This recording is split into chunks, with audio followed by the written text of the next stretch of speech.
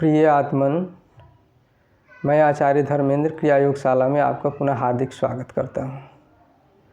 पिछले अंक में हमने क्रिया के कौन से 7 प्रभेद हैं इसके विषय में जाना था। उसमें सबसे जो प्रथम क्रिया थी, जिसे मूल क्रिया या क्रिया प्रॉपर के नाम से भी जाना जाता है, उस क्रिया के 8 अंगों के विषय में हमने जाना था और साथ में उन 8 अंगों में गुरु प्रणाम, तालव्य क्रिया व महामुद्रा के विषय में हमने जाना था। आज हम चौथी क्रिया यानी नाभि क्रिया पर चर्चा करने जा रहे हैं। जैसा कि नाम से यह स्पष्ट है, नाभि स्थल पर की जाने के कारण इस क्रिया का नाम नाभि क्रिया पड़ा हुआ है।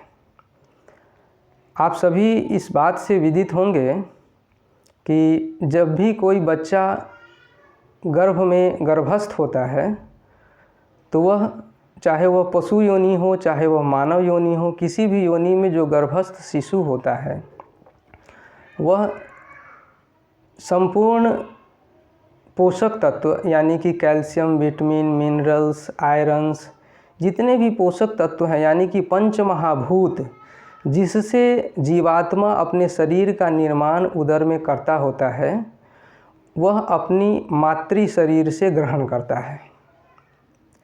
यह मातृ शरीर और जो गर्भ होता है उसके बीच में एक संबंध स्थापित करने वाले कॉर्ड होते हैं, जिसे हम प्लेसेंट्रा के नाम से जानते हैं। और यह प्लेसेंट्रा का एक सिरा माता के शरीर से जुड़ा होता है और दूसरा सिरा उस गर्भस्थ शिशु के नाभि से जुड़ा होता है। यानी नाभि वह मूल स्थल है जहाँ की कोई भी गर्भस्थ शिशु जो अभी बाहर नहीं आया है, संसार चक्र में बाहर नहीं आया है, तो वह अपनी संपूर्ण ऊर्जा, संपूर्ण शक्ति वह उस नाभि के माध्यम से ही मातृ शरीर से ग्रहण करता है। इसी प्रकार इस शरीर में 2 ग्रंथियां हैं। एक मेड्यूला ऑब्लोंगाटा कहते हैं, जो कपाल के निचले भाग और गर्दन के ऊपर के बीच के गड्ढे का जो भाग है, यह मेड्यूला ऑब्लोंगाटा कहलाता है साइंस की भाषा में। यह मेड्यूला ऑब्लोंगाटा वह संधि स्थल है जहाँ पर जितने भी स्नायु तंत्र हैं मस्तिष्क के, जितने भी नर्व्स हैं, चाहे वह ऑप्टिकल नर्व हो, चाहे वह श्रोत्र इंद्रिय हो, सारे नर्व्स, चाहे वह अवचेतन मन के हो चाहे वह चेतन मन के हो, brain, left brain, right brain, दोनों से निकलने वाले अनगिनत सहस्रों नाड़ियाँ हैं, जो सारे नर्व्स जाकर के मेड्यूला ऑब्लोंगाटा नामक संधि स्थल पे मिलते हैं और वहाँ से वह एक सूत्र से हो करके और वो मेरुदंड के भीतर से गुजरती है, जिसे हम स्पाइनल कॉर्ड के नाम से जानते हैं। यह स्पाइनल कॉर्ड ही पैर से लेकर के और मस्तक तक जितने भी हमारी संवेदनाएं होती हैं, चाहे हम गर्मी महसूस करें, चाहे कोई हमें सुई चुभा दे पैरों में, उसकी संवेदना हो, चाहे ठंडी की संवेदना हो, यानी दुख सुख सब का इस शरीर से सम्मिलित जितने भी संवेदनाएं हैं, उन संवेदनाओं को संप्रेषित करता है मूलाधार में और मूलाधार से वह स्पाइनल कॉर्ड के थ्रू होते हुए और वापस मेड्यूला अर्थात उस ग्रंथि स्थल तक पहुंचता है और वहां से वह जिससे संबंधित विभाग हैं, यानी कि आँख का विषय है, कान का विषय है, जिह्वा का विषय है, जिन ज्ञानेंद्रियों का विषय है, वहाँ तक वह संवेदना भेजता है। और भेजता ही नहीं बल्कि मस्तिष्क से जितने भी कमांड जारी होते हैं, यानी कि मस्तिष्क से जो भी क्रियाएं करने हेतु आदेश जारी होते हैं, वह आदेश को भी वह ट्रांसमिट करता है और तदनुसार उसके अंग परिचालित होते हैं। यानी कि हमारे शरीर में 5 ज्ञानेंद्रियाँ होते हैं, आँख, नाक, कान, जिह्वा और त्वचा। ये 5 ज्ञानेंद्रियाँ हैं। तो मेड्यूला ऑब्लोंगाटा जो है अर्थात कपाल ग्रंथि जिसे हम कहते हैं, यह कपाल ग्रंथि जो है यह ज्ञानेंद्रियों का ट्रांसमिशन स्थल है।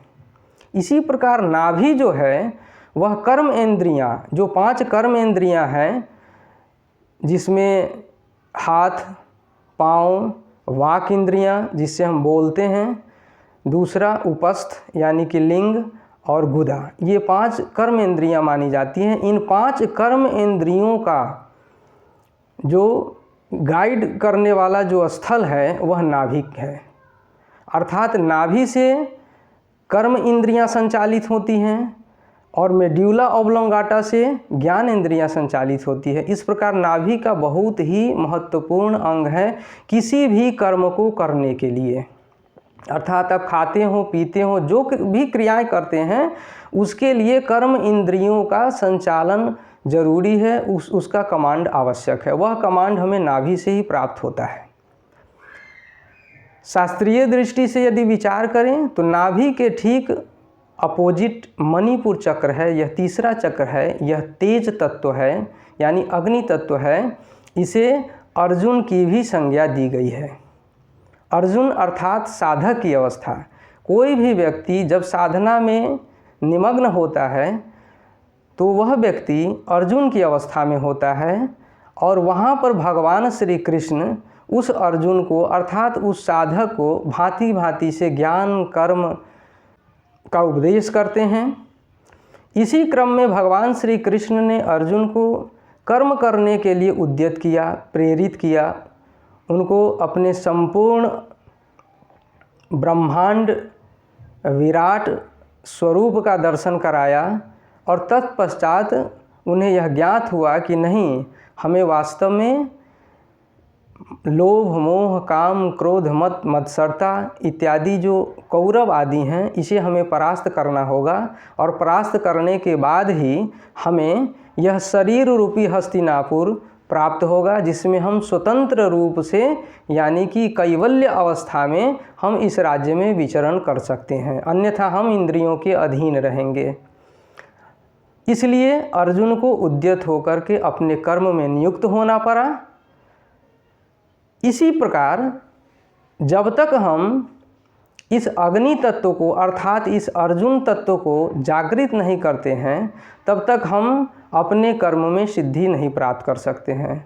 उसका कारण यह है कि कोई भी साधक अपने आरंभिक अवस्था में या अन्य अवस्थाओं में भी ऐसे बहुधा देखा गया है कि उन्हें आलस्य घेर लेता है, उन्हें प्रमाद घेर लेता है और साधक चाह करके भी मन में तो विचार करते हैं भांति भांति से कि आज इतनी साधनाएं करनी है, कल से मुझे इतनी साधनाएं करनी है, लेकिन जितने भी संकल्प करते हैं वह आलस्य और प्रमाद के कारण उसको पूर्ण नहीं कर पाते।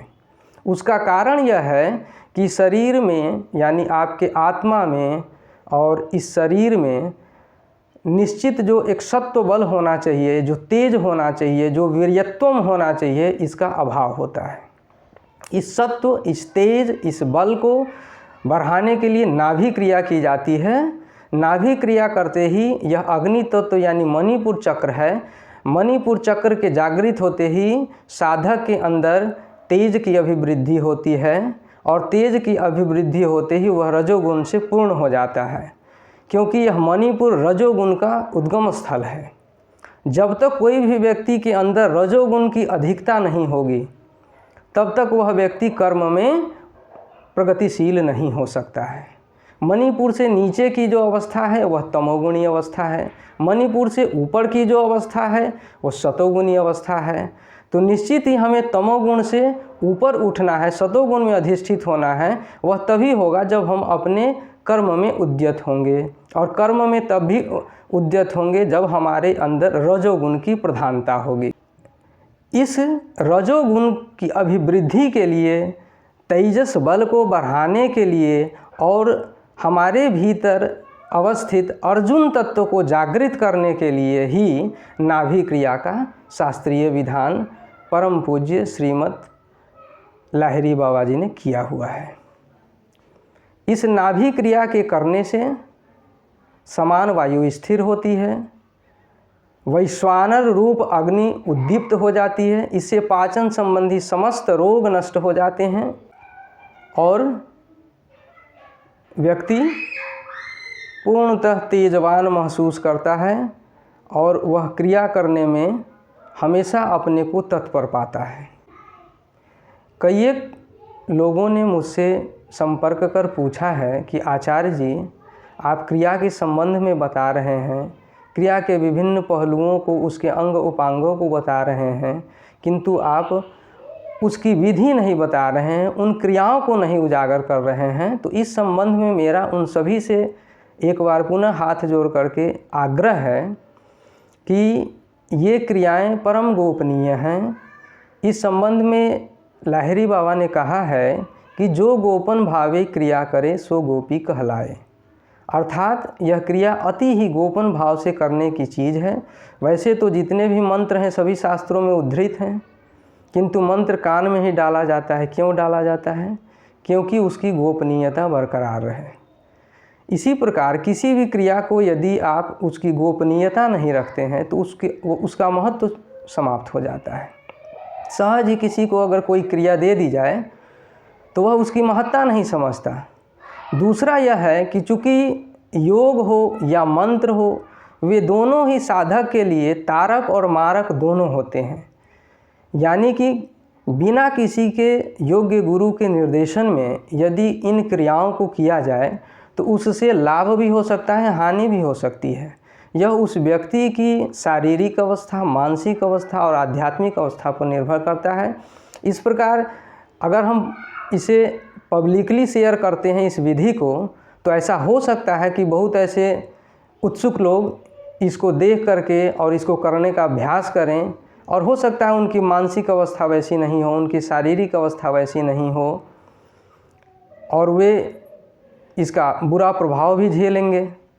इन सभी विधि निषेधों को देखते हुए जो शास्त्रीय विधि है और जो गुरु से निर्देश हमें प्राप्त हुआ है कि इन विधि को कहीं उजागर नहीं करना है, इसलिए साधकों के, भक्तों के कल्याण को दृष्टि में रखते हुए हमने किसी भी विधि को नहीं बताया है।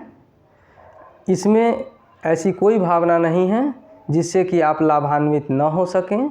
जो भी इच्छुक व्यक्ति इन विधियों को जानना चाहते हैं उन्हें परंपरागत तरीके से क्रिया योग की दीक्षा लेनी होगी। हमारे डिस्क्रिप्शन में मेल का लिंक दिया हुआ है, हमें ईमेल करें, संपर्क करें, और उन ईमेल के माध्यम से वे हमसे पत्राचार कर सकते हैं।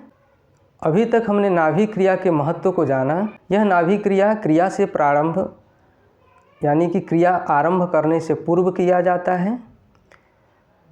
नाभि क्रिया करने की अनेकों विधियां परंपरा से प्राप्त हैं। कुछ परंपराओं में कुंभक के साथ नाभि क्रिया की जाती है, कुछ परंपराओं में बिना कुंभक के की जाती है। इस क्रिया में मणिपुर चक्र को जागृत किया जाता है। दूसरे, इस क्रिया में दो बंधों का प्रयोग होता है, एक जालंधर बंध और दूसरा उड्डयन बंध। इस प्रकार आज हमने नाभि क्रिया के विषय में जाना। जो भी इच्छुक सत्यान्वेषी हैं वे दीक्षा के लिए संपर्क करें और हमारे क्रिया योग चैनल से जुड़े रहें, ताकि क्रिया योग विषयक अन्य जितनी भी विधियां प्रविधियां हैं उसके विषय में हम आपको निरंतर जानकारी देते रहें। इसी के साथ आप सभी का आचार्य धर्मेंद्र का धन्यवाद।